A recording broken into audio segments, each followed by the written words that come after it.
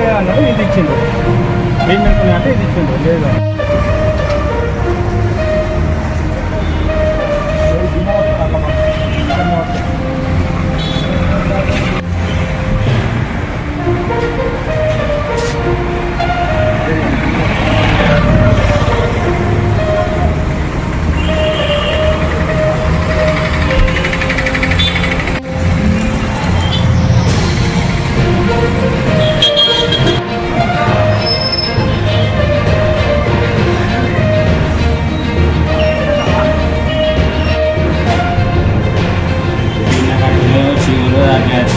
ఈ ప్యాకెట్లో పోతుంది ఎలా తీసుకున్నాం.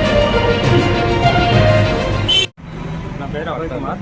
నేను కరీంనగర్ డైరీలో పాల ప్యాకెట్ కొనడం జరిగింది. ఇంటికి వెళ్ళి పాల ప్యాకెట్ ఇప్పి చూడగా మొత్తం చీమలు ఉన్నాయి. వచ్చి ఇక్కడ యాజమాన్యాన్ని అడిగితే మాకు సంబంధం లేదు, పురుగులు ఎట్లా వచ్చినా మాకు తెలియదు, చీమలు వస్తుంటే అన్న కావాలంటే ఇంకో ప్యాకెట్ ఇప్పుకొని చూడండి అంటే ఈ పాలు ఎక్కడ పోని, ఈ పాలు చూడకుండా తాగితే కట్టనే కదా.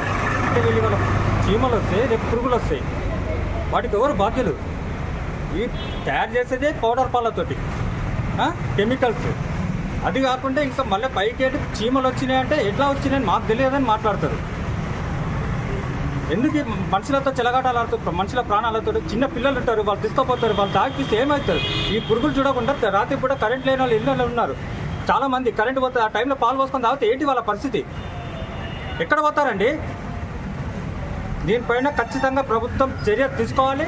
డైరీ మూసే వరకు ఇక్కడ నేను పెద్దపల్లిలో ఈ పాల కేంద్రాన్ని నడవనీయకుండా చేస్తాం.